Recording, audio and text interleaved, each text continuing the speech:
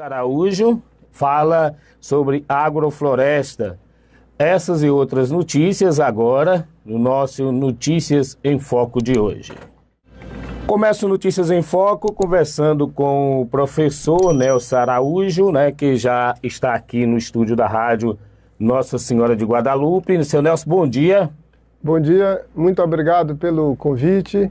Eu dou um grande bom dia também à população daqui da nossa região, que conhece de perto o semiárido, e em particular a escola EFA, da família agrícola, que, por sinal, é um projeto maravilhoso, eu estou conhecendo agora, e tenho recomendado para o Brasil todo. Eu acho que não tem outra forma de educação melhor para a juventude, para as crianças, para o jovem brasileiro, do que um sistema educacional desse. É fantástico e eu estou apaixonado. Eu começo perguntando quem é Nelson Araújo. Me conta um pouco aí da sua história, da sua vida, um pouquinho que você puder falar da sua biografia.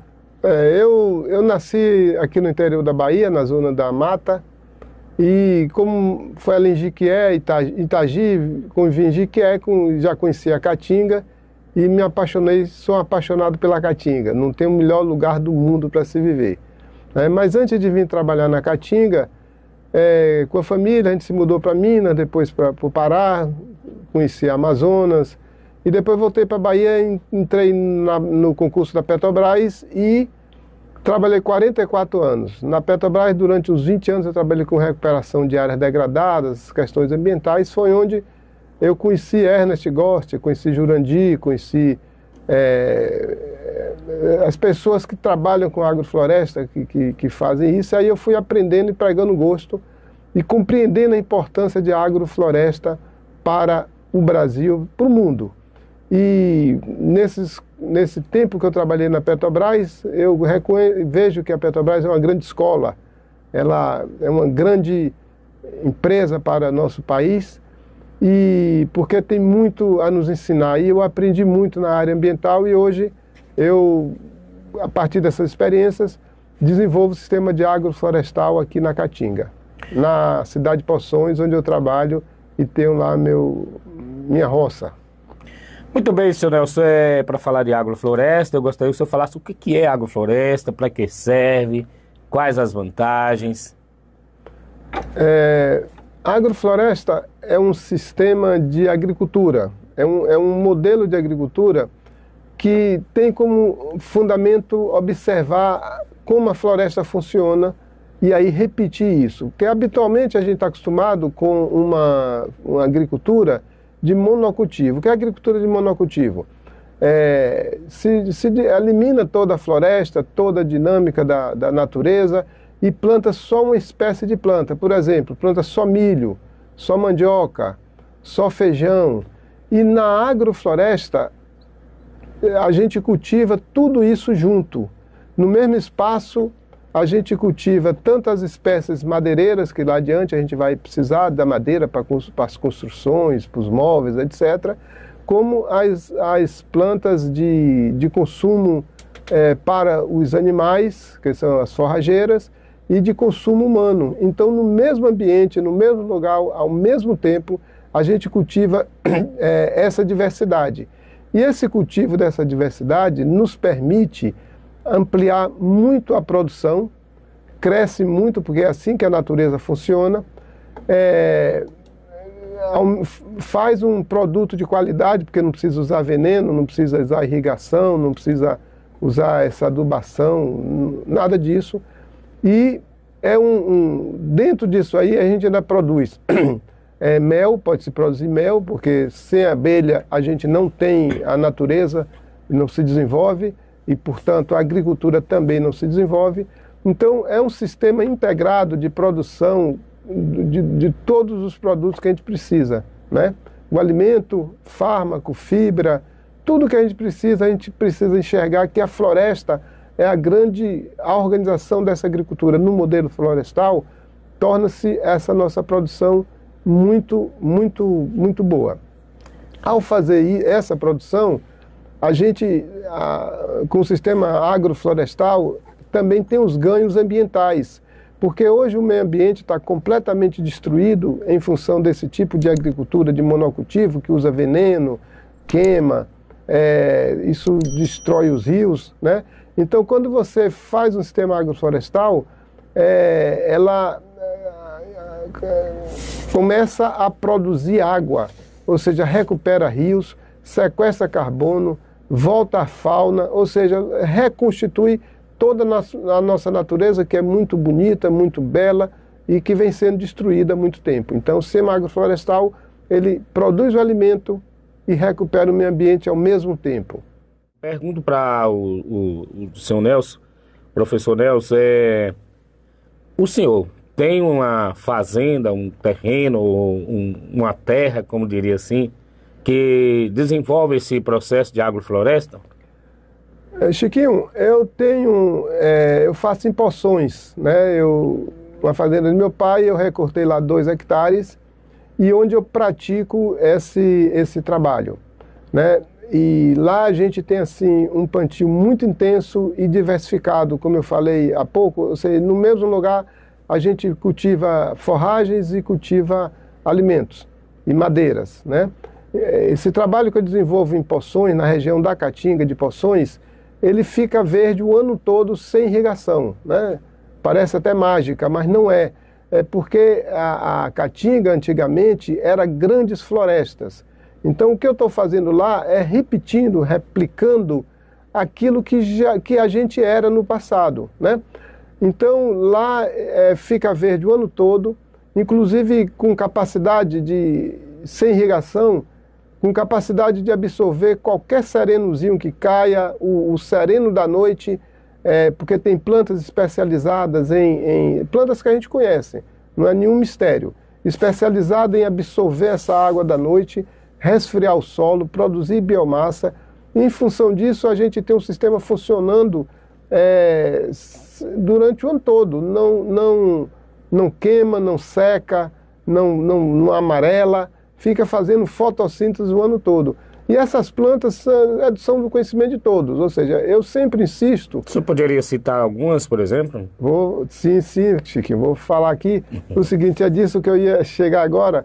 Eu sempre insisto que no tipo de trabalho, que tudo que eu faço lá, qualquer agricultor pode fazer. Justamente, Chiquinho, que as plantas que eu utilizo é do conhecimento de todos. É a palma, é o sisal, é a piteira, é o mandacaru, é o canjoão, certo? Então, por dentro, a gente planta o que a gente chama assim, plantas chamadas, a gente botou o nome nesse conjunto de plantas de matriz fotossintética, né?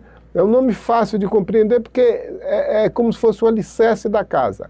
Então a gente planta o mandacaru, né? o avelóis, esse conjunto de plantas e permite que por dentro dessas plantas a gente produza maracujá, o milho, feijão, tudo que a gente consome.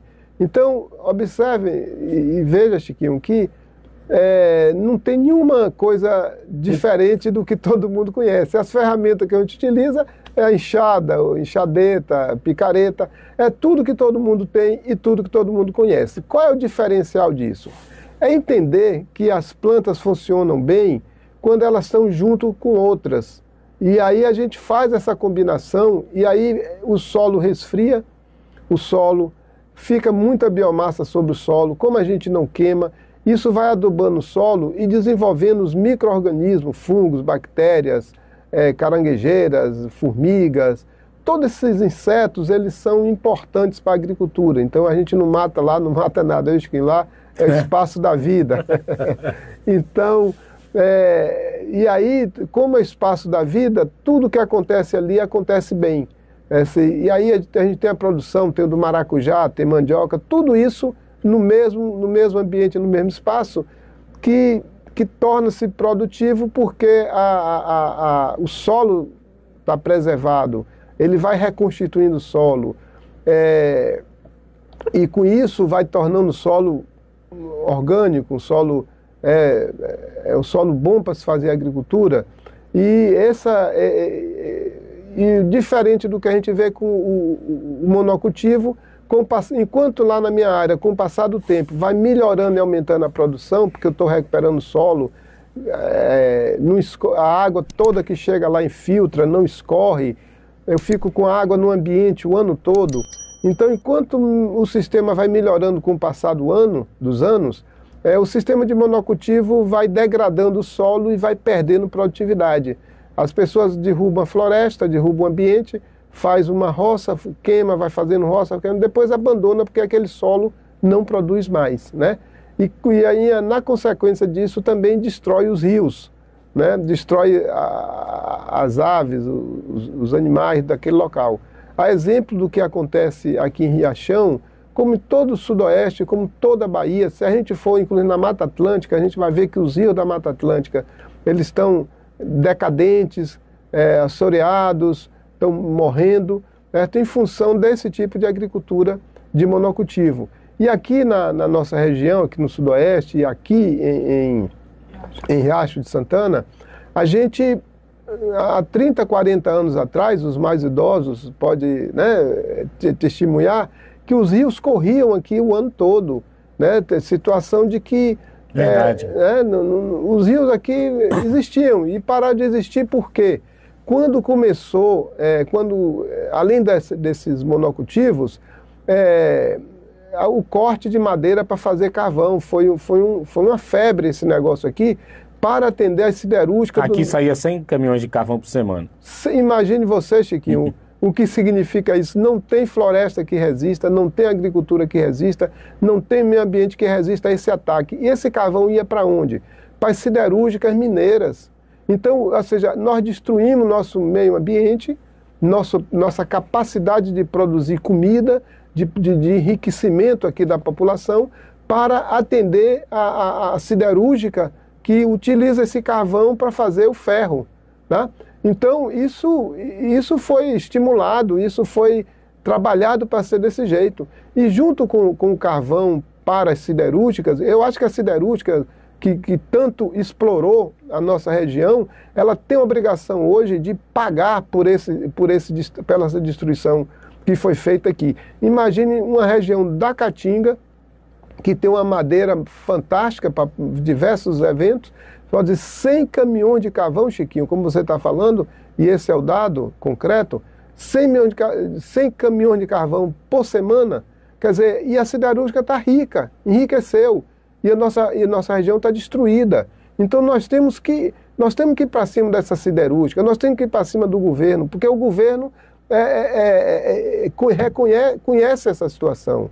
Então, são os grandes empresários da siderúrgica que estimulou a destruição da nossa região, e hoje você não tem rio, a dificuldade para fazer agricultura, até para pesca, o que for, que como tinha antigamente, foi tudo isso destruído.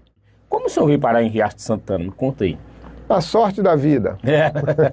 De vez em quando a gente acerta numa loteria dessa, e aí a gente fica em estado de graça. Porque ontem o senhor falou no curso ali, na aula inaugural lá da agrofloresta, da agroecologia, né, falando aí sobre que ficou apaixonado pelas EFAs, né, pelo sistema da EFA. Conheceu a EFA agora? Isso, eu venho a primeira vez que eu venho aqui na EFA de Riacho de Santana, e quero vir outras tantas vezes, porque que é maravilha. Eu nunca vi um processo assim de educação de jovens tão completa, tão formadora de caráter, de personalidade, de conhecimento, certo? E tudo isso, Chiquinho, porque o que é que a gente percebeu que a riqueza da EFA? É porque a riqueza da EFA, ela está fundada no trabalho. Então, os jovens fazem seus trabalhos, né? Os jovens lavam o banheiro, arrumam o refeitório, faz a manutenção da escola, e isso é extremamente valoroso, porque o jovem aprende que o trabalho é a forma de construir as coisas, né? A gente está acostumado a enxergar nas escolas comuns, vou chamar assim, que o jovem entra na sala de aula, Se quiser tomar uma aguinha também pode, viu? Tá bom, obrigado. Boa tarde pra ele. O jovem entra na sala de aula e faz aquela bagunça natural da juventude, isso não é nenhum problema, e depois sai da sala e vê um servente da escola. Um minutinho. É isso aí. Nós estamos conversando com o Nelson Araújo, ele é professor, né, e também defensor da agrofloresta, conhecendo aqui também as escolas famílias agrícolas, e falando um pouco aí sobre essa novidade que para ele conheceu aqui a Escola Famílias Agrícolas, né, e um modelo de educação diferenciado, que aqui trabalha também as escolas com a pedagogia da alternância, fica 15 dias na escola, 15 dias em casa, né, alguns alunos para a prática daquelas atividades e daquele conhecimento que ele aprendeu para colocar em prática lá na sua comunidade, na sua roça, né? E esse é um dos objetivos. A gente pode continuar. Então, como eu estava dizendo, quando nas escolas comuns, os jovens fazem a bagunça natural da juventude, isso é a coisa mais bonita do mundo, é essa espontaneidade, e depois sai da sala de aula e vem o servente da escola. Até esse termo é um termo ruim, porque é uma pessoa servindo a outra, né? E aí o jovem não se responsabiliza pela limpeza da sala de aula, né? Ou seja, sempre tem um empregado ao seu dispor, né? Então, aí vai no sanitário, bagunça o sanitário, né? E também não limpa o sanitário, né? Aí o jovem vai crescendo nesse ritmo, chega em casa também tem uma empregada. Então observe que esse é um modelo educacional que faz com que uma parte da população sempre tenha outro para explorar. Isso é considerado normal nessas escolas comuns, seja elas privadas ou públicas, ou seja, é um modelo educacional. Quando a gente vem na EFA, a gente vê que o jovem ele está integrado à sociedade porque passa a compreender como a sociedade se estrutura e que todos têm que trabalhar pela manutenção da sociedade, ou seja, todos têm que trabalhar pela manutenção da escola, né? Então isso desenvolve o caráter, a personalidade, a postura social do jovem e, por consequência, melhora o seu aprendizado das matérias curriculares comuns, né? A pessoa pode pensar, mas isso perde tempo para estudar. Perde nada. Quanto mais o jovem está envolvido na sua manutenção, mais ele pega o gosto pelo estudo, porque vai compreender como a vida funciona. Não por outro motivo, uma quantidade grande de jovens aqui passa nos vestibulares, entra nas escolas de nível superior, certo? Ou seja, não há contradição entre o trabalho e a educação, muito pelo contrário. Eu acho que essa é a grande lição que as EFAs apresentam para o modelo educacional brasileiro, que tem que ser completamente revolucionado. Eu acho hoje, Chiquinho, sim, e Débora que está aqui nos acompanhando, que o Ministério da Educação tinha que vir acompanhar essas EFAs de perto para modificar o sistema educacional brasileiro. E como é que eu vim parar aqui respondendo? Eu me empolguei tanto com a EFA que acabei não respondendo a pergunta. Pode falar. É o seguinte, com esse trabalho de agrofloresta que a gente vem desenvolvendo, e isso está sendo divulgado, está na internet, é bom lembrar que não é sou eu, tem uma quantidade muito grande de agricultores que estão fazendo esse trabalho, a exemplo de Dário, aqui em Riacho de Santana, né? Então, ou seja, tem muita gente praticando, né? Então, eu com uma pessoa, Bebé, da escola de Caculé, né, me conhecia desde o tempo de movimento estudantil, aí Bebé me convidou para vir fazer, ela conhecendo nosso trabalho, para vir fazer uma palestra para os estudantes em Caculé, na EFA Caculé. Foi a primeira, quer dizer, eu já conhecia a EFA, já tinha visitado outras EFA, mas para passar assim 2 dias, né, nesse paraíso, foi a primeira vez, foi em Caculé. E aí eu fiquei encantado, né? Aí a gente realizou agora o Seminário Baiano de Agrofloresta, em Poções, que reuniu 150 pessoas, né? Foi apoiado pelo governo do estado, que patrocinou os recursos para alimentação, hospedagem, transporte, deu um apoio muito grande, assim como a Prefeitura de Poções também nos ajudou muito, né, permitindo que a gente conseguisse reunir agricultores da Bahia toda. Foi um movimento muito bacana, para os agricultores se encontrarem e ver que não estão solitários nos seus trabalhos. Está todo mundo participando, trabalhando isso junto, e todo mundo agora se conheceu, né? O objetivo desse seminário quer dizer, foi construir diretrizes para o governo adotar como política pública, porque o próprio governo está entendendo que a gente precisa de uma solução concreta para os problemas ambientais, né?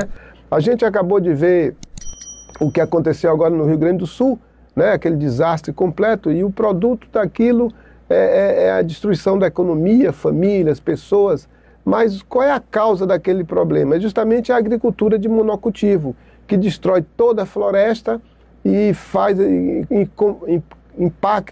compacta o solo, a água não infiltra, e aí escorre por cima do solo e faz aquele desastre todo. Então aquilo no Rio Grande do Sul, Chiquinho, é produto da agricultura. Aquilo não é uma coisa que chegou do outro mundo. Tanto é que o modelo agrícola do Rio Grande do Sul, ele vem para o oeste da Bahia, você vai fazer os monocultivos de soja, algodão, milho, e que a gente precisa compreender que o cerrado baiano abastece 97% da água de São Francisco vem do cerrado baiano, né? Só que o processo de agricultura que começou no Rio Grande do Sul e agora vem para o oeste da Bahia, está destruindo o meio ambiente e, por consequência, o Rio São Francisco, que baixa a quantidade de água, assoreamento. Então, o modelo de agricultura é que está destruindo, como, por exemplo, a seca na Amazônia. A Amazônia é a maior reserva hídrica do mundo e não tem cabimento aquele continente, aquela coisa maravilhosa que é a Amazônia brasileira, está em estado de seca. Então, o governo está vendo essas coisas todas e está vendo também que aqui na Bahia está acontecendo desertificação. Né? Esse processo já é um pouco velho, né? Essa desertificação, em virtude até do próprio carvão, que ele ocasionou esse tipo de coisa, porque deixou o agricultor lá sem o meio de sobrevivência. Parou de produzir o carvão, parou também a sobrevivência.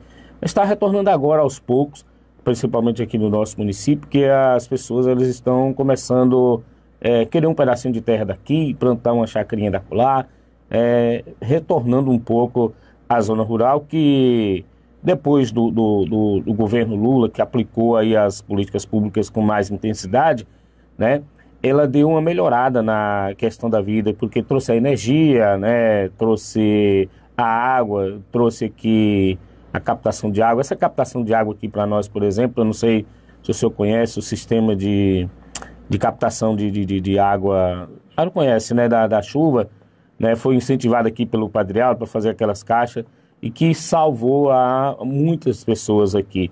Por exemplo, aqui em 2018 nós tivemos uma crise hídrica, que a cidade, a barragem secou e a cidade teve que ser abastecida com água de poço artesiano, né, e com águas que vinham do Rio São Francisco, né, de Bom Jesus da Lapa, para poder abastecer um pouco a cidade. Foi uma calamidade mesmo, que nunca tinha visto até então.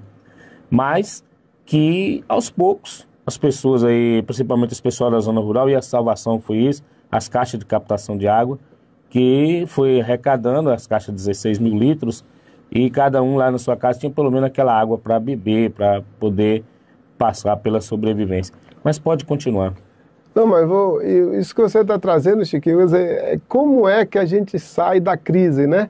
Então, a gente precisa, esses recursos são fundamentais. Inclusive, quando a Petrobras, no governo de Dilma, fez uma doação muito grande de cisternas, eu tive a felicidade, eu sou um cabra de sorte, eu tive a felicidade de ser destacado pela gerência da Petrobras para acompanhar a implantação desse projeto de cisterna, que era uma doação da Petrobras, para a gente acompanhar a aplicação desse negócio, né? Então, eu digo que eu sou um cara de sorte porque eu fui destacado para vir para o sudoeste da Bahia, e aqui encontrei o pessoal do ISFA, SEDASB, do CASA, e conheci esse pessoal, um trabalho maravilhoso, e me encantei, né? Então, eu estou sempre do lado do que presta, né? E aí isso tudo vai animando a gente, né? Então, como você está falando, ou seja, sair da crise é fundamental. Então, o sistema de cisternas né? Tem que ser ampliado, tem que ser colocado cada vez mais. Eu tenho lá na minha roça cisterna, né? Porque sem essa cisterna a gente não consegue ter água no dia a dia. É importante dizer que lá na minha roça tinha uma nascente permanente e que corria e que secou também decorrente do modelo agrícola, né? Que foi feito na vizinhança, né? Lá. Então, isso acontece tudo quanto é lugar, né? Então, esse projeto de cisterna é um projeto muito importante porque faz a gente sair da crise. Mas a gente precisa avançar da cisterna para a agricultura florestal, porque a gente precisa reconstruir os rios. Aí o pessoal pode perguntar, como é que a floresta reconstrói os rios, né? Porque é o seguinte, no monocultivo, o solo compacta, vem a água da chuva e a água não infiltra na terra. Ela escorre, faz as grandes enchentes, aí que está aí. Com a floresta, toda a água infiltra. O maior reservatório que a gente precisa ter de água é dentro da terra. Só que essa água fica ali dentro da terra e depois ela nasce numa nascente, né? Então, quando nasce na nascente do rio, é porque a montante, quer dizer, atrás da nascente, tem um grande reservatório de água que geralmente é na serra, nas montanhas, né? Que acumula água dentro da terra e aí corre por dentro da terra, por baixo do solo, nascer nos vales, ou seja, nos rios. Então, se a gente fizer agrofloresta em todo o município, os rios voltam a correr, porque isso já aconteceu com Ernest Gost, né, que é o grande criador desse trabalho de agrofloresta.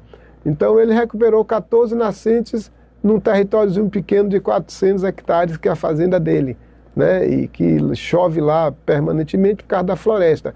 Então, o melhor programa para recuperar rios, recuperar floresta, recuperar rios, recuperar nascentes, é fazer agrofloresta, porque a água volta a infiltrar. Por exemplo, na minha região, no meu trabalho lá, a água infiltra completamente. A gente consegue fazer com que não tenha escoamento, não tenha erosão, não tenha produção de sedimentos, né? Então a água infiltra e essa água, se todo mundo fizer lá na minha região, daqui a pouco a gente recupera o rio. Então, é esse tipo de coisa que nós precisamos fazer agrofloresta para recuperar os rios. E outra coisa, Chiquinho, importante, é que a mudança climática que está acontecendo no mundo, a floresta vai ajudar a sequestrar o carbono que está hoje na atmosfera, e esse sequestro de carbono reduz a temperatura do globo terrestre e aí tudo se resolve. Então, fazer floresta é a grande solução. E aí, Chiquinho... E não é uma coisa tão difícil assim, né? O difícil praticamente é começar, né? Na realidade é começar, né? Olha, difícil, Chiquinho, é a pessoa não querer fazer, certo? É isso aí que é o problema. Mas quando a pessoa assim, toma a decisão de fazer, tudo se resolve, porque a pessoa vai para o desafio, vai compreender como faz, vai aprender. Nós estamos tendo uma experiência aqui em Riacho de Santana, que é a professora Elvira, né, que todos nós conhecemos aqui da região. Ela trabalha em Brasília, mas não se desapegou da terra e vem fazendo esse trabalho aqui, né, que amanhã, inclusive, eu vou fazer uma visita lá à propriedade dela e a gente vai reunir lá. Ela me falou que tem lá uns 30 agricultores para a gente conversar. Pense um pinto no lixo. É minha alegria de reunir esses nossos parceiros, né, esses agricultores, para a gente discutir essa situação, né? Então, Elvira foi a pessoa que, inclusive, fez o contato comigo e articulou toda essa minha vinda aqui. Eu tenho muito a agradecer a ela, portanto, e quero ver o que é que eu posso compensar, né, com essa felicidade que ela me trouxe de vir aqui conhecer a EFA e fazer esse trabalho aqui para a gente recuperar. A ideia é essa, Chiquinho, é que os agricultores de Riacho de Santana, ou da Lapa, Caculé, Macaúba, né, Candeúba, ou seja, da Bahia, particularmente na Caatinga, faça agrofloresta e recupere o rio. Porque tem uma coisa interessante, Chiquinho, a Mata Atlântica, que tem muita chuva, né, que As pessoas, porque a mata é bacana, que chove, coisa e tal. A Caatinga é melhor porque chove menos. Né? Porque aqui a gente tem tempo de fazer um bocado de coisa. Mas o que é interessante, se a gente... Os rios da Caatinga, eles correm todo para a Mata Atlântica. Eles correm todo para o leste. Poucos rios deságuam no São Francisco, que por sua vez deságua no leste. Né? Então, toda a água, e o pessoal às vezes diz que a Caatinga não tem água, é seca, não sei o quê. Mas como é que essa Caatinga não tem água? Tem tantos rios maravilhosos que deságua justamente na Mata Atlântica, onde tem água, né? Então veja o quanto a Caatinga tem água. E não é possível que uma região não tenha água com tantas cidades grandes, maravilhosas, né? Que a gente tem aqui lá do norte, Serrinha, Feira de Santana, Irecê, Candeúba, Macaúba, Riacho. Então, esse povo vive de quê se não tem água? Então a Caatinga tem tanta água que fornece à Mata Atlântica essa quantidade de água, né? Muito bem. Conversamos aqui com o Nelson Araújo, ele é defensor do agrofloresta, né? Tem o seu sistema de agrofloresta na cidade de Poções, está aqui conhecendo as EFAs, vai conhecer um sistema de água, um sistema SAF, né? SAF, Sistemas Agroflorestais. Da água florestal, da Elvira, né? Minha vizinha, minha irmã e minha vizinha também, minha terra é do lado. Pronto, Nelson, o senhor gostaria de completar mais alguma coisa que eu esqueci de perguntar ou que o senhor queria complementar? Fique à vontade. Chiquinho, então você me dá mais umas 10 horas aí que a gente fica conversando aqui. Mas eu queria o seguinte, já que você é vizinho de Elvira, certo? Eu vou lá ver sua terra hoje. Que minha terra não tem, é só nativa mesmo. Não, mas aí eu quero ver nós vamos fazer agrofloresta em sua terra também, viu? E quero, portanto, agradecer a vocês aqui da rádio que está me recebendo, o pessoal da EFA, e eu saio daqui encantado e com energia muito forte e com aquela vontade maior ainda de trabalhar pela recuperação do meio ambiente, pela recuperação, pela produção de alimentos, porque, Chiquinho, é importante a gente compreender que a gente precisa de agrofloresta para produzir alimentos em abundância. Não tem sentido você ter alimento caro, porque, assim, observe, a gente respira, não paga, né? Água, a gente ainda paga um pouquinho, né? Mas ainda dá para todo mundo beber. E agora, cobrar preço em comida significa matar de fome uma parte da população, Chiquinho.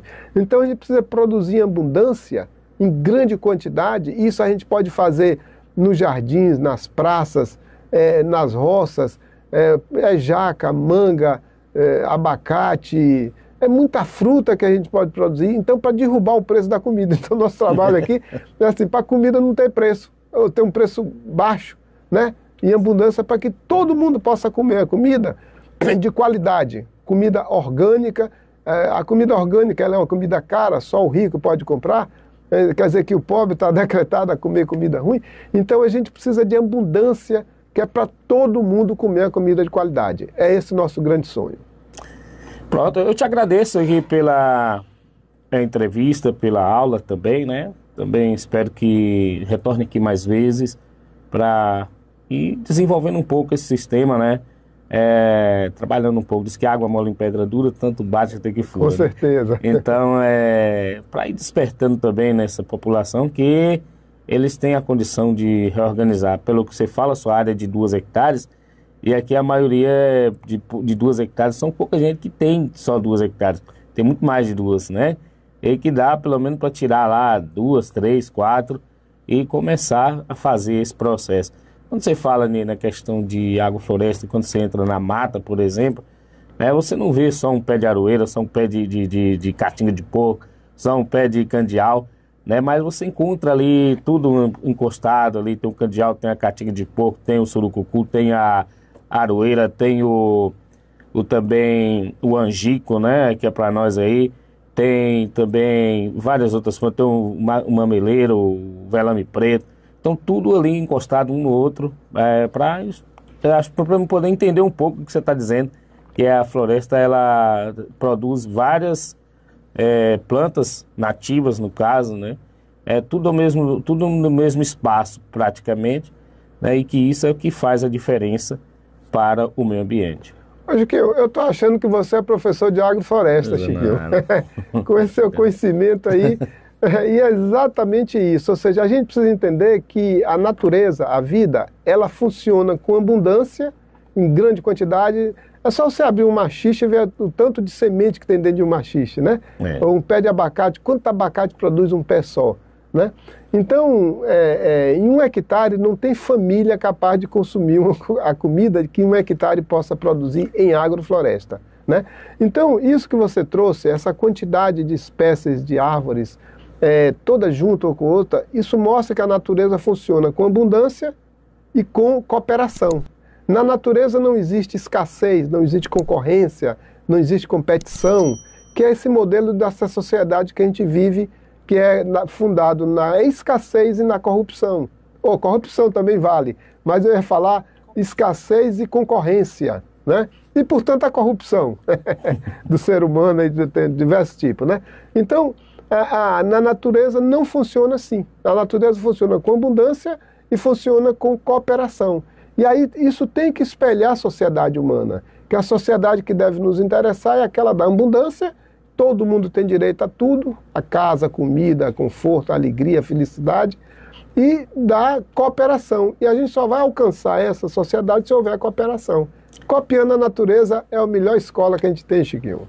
É verdade. Antigamente aqui a pessoa tinha o costume de plantar pouco, plantar assim, falava assim, para a manutenção da casa, né? Então eles plantavam ali 1 hectare, 2, às vezes nem chegava tudo isso, mas eles plantavam o quiabo, a melancia, a cabacinha, a abóbora, o milho, o feijão, a mandioca, né? Eu já vi várias e várias vezes assim, até meu próprio pai, né? Ele plantava dentro da mandioca, plantava arroz de milho, plantava o pé de abóbora, plantava melancia, né? E ali cada época ia colhendo uma. Quando acabava a melancia tinha abóbora, quando acabava a abóbora tinha melancia, tinha o quiabo, quando acabava o quiabo tinha a cabacinha, né? E por aí ia essa vida, né?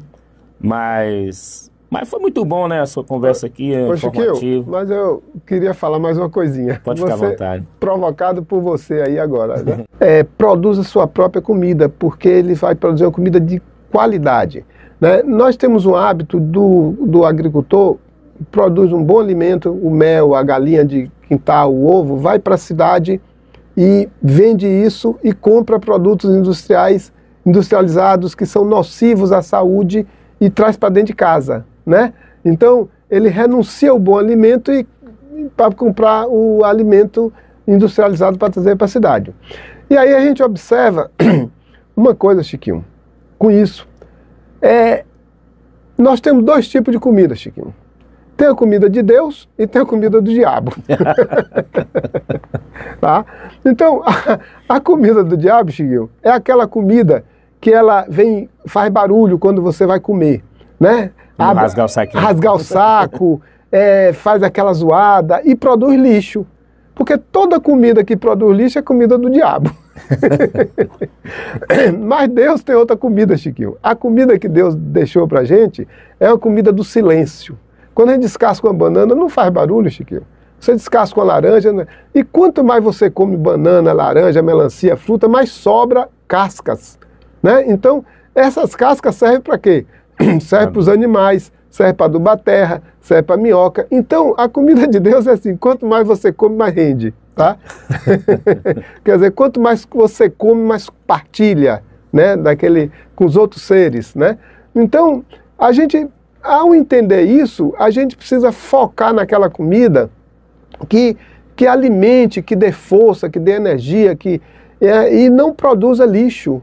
Lixo é um desastre da humanidade. Os mares estão cheios de lixo, os rios estão cheios de lixo, as cidades fazendo lixões, pelo modelo de comida. Então, fazer uma agricultura florestal, produzir seu próprio alimento, Chiquinho, como você falou aí, como funcionava antigamente, né? Você recupera o meio ambiente, recupera os rios, fica forte, bonito, sadio e não produz lixo. Lixo hoje é um desastre ambiental que a gente precisa discutir também.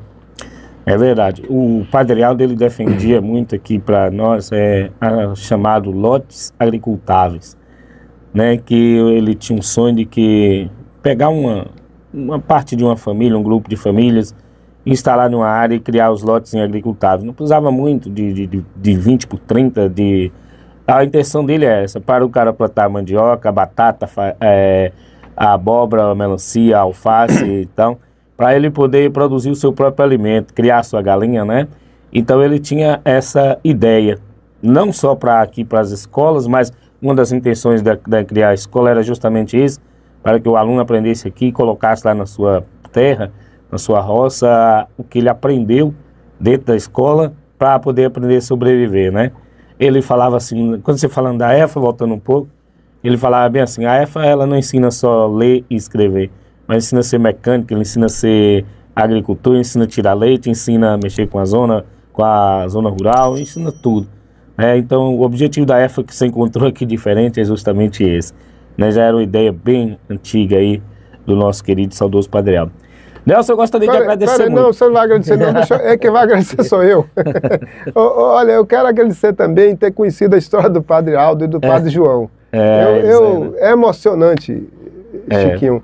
A história que o pessoal aqui me falou, né, Débora, assim, é encantador, certo? E pessoas como o Padre Aldo e o Padre João, a gente precisa, eu gostaria de ter um livro para divulgar, certo? A biografia desses dois padres que fizeram esse trabalho maravilhoso aqui. Porque são pessoas desse tipo que a gente precisa e realmente faz a diferença. Você vê, duas pessoas fizeram esse trabalho aqui, criando diversos tipos de escola e com esses ensinamentos. É fantástico. Eu estou realmente, Chiquinho, quem tem que agradecer aqui sou eu, certo? Por vocês me apresentarem tanta coisa bela, tanta vida, tanta coisa bonita. E o povo aqui da região, não só de Riacho e Santana, mas de toda essa região, deve estar em estado de graça, e vamos recuperar a memória do Padre Aldo, do Padre João, e colocar em prática seus ensinamentos. Eu que agradeço aqui a vocês, muito obrigado. Para mim está sendo uma experiência maravilhosa estar conhecendo vocês aqui. A gente que agradece aí a sua participação, né? Muito obrigado. Acho que você não vai vir aqui só por esta vez, vai vir mais outras vezes, acredito, e voltaremos aqui mais uma vez, fica o espaço aqui aberto, né? Para você passar suas informações, suas orientações, que é de muita importância, principalmente no mundo em que nós estamos vivendo agora, né? De uma recuperação climática, né? Que está indo aí, todos os dias você está colhendo um pouquinho do fruto daquilo que plantou há 20, a 30, 40 anos atrás, e agora a gente está colhendo aquilo que a gente plantou na realidade, né? E fica um espaço aberto aí para quando voltar aqui em Riacho Santana, pode ficar à vontade aí para falar um pouco e orientando, porque é aquilo que eu falo, né? Água mole em pedra dura, tanto bate até que fura. Então vai chegando um pouquinho que as pessoas vão compreendendo e vai começando também a criar esse sistema de agroflorestal, para os netos, né? Que ele não colha os frutos, mas que os netos, os bisnetos, os tataranetos e as futuras gerações possam colher. Pois que não, eles vão pegar, se continuar no ritmo que vai, né? Vão pegar uma situação e daqui a uns tempos o ser humano não vai saber nem o que é uma árvore, o que é uma aroeira, né? E outra, conhece a aroeira hoje porque hoje o IBAMA, ele proibiu, né? Você tira aí mais nas escondidas, mas o IBAMA proibiu aí a proibição de madeira de lei, porque senão já tinha degradado tudo, você não conhecia mais nem a aroeira, não conhecia mais a baraúna, né? E tantas outras madeiras de lei tinha aqui. Por exemplo, aqui já tem o cedro manso. O cedro manso é uma madeira, não sei se você já conhece, uma madeira de lei que fazia mesa, cadeira, porque ela tinha um cerno duro, mole e leve para essas coisas, né? Amburano macho, então... Hoje já é bem escassa essas madeiras aqui para nós, que era abundância. A peroba, por exemplo, que era abundância, já acabou. O pau d'arco verdadeiro, o pau d'arco que tinha aqui também, já foi destruindo muito. Mas fica o espaço aberto para você, quando voltar aqui, falar mais sobre isso. Ô Chiquinho, muito obrigado mais uma vez, mas eu vou voltar aqui para lhe entrevistar, que eu estou precisando dessas informações, Chiquinho, dessa riqueza que a gente tem, e a gente precisa reconstruir essa riqueza imensa. Então, na próxima vez é o que vou lhe fazer a entrevista. Muito obrigado, pessoal, bom dia para todos aí.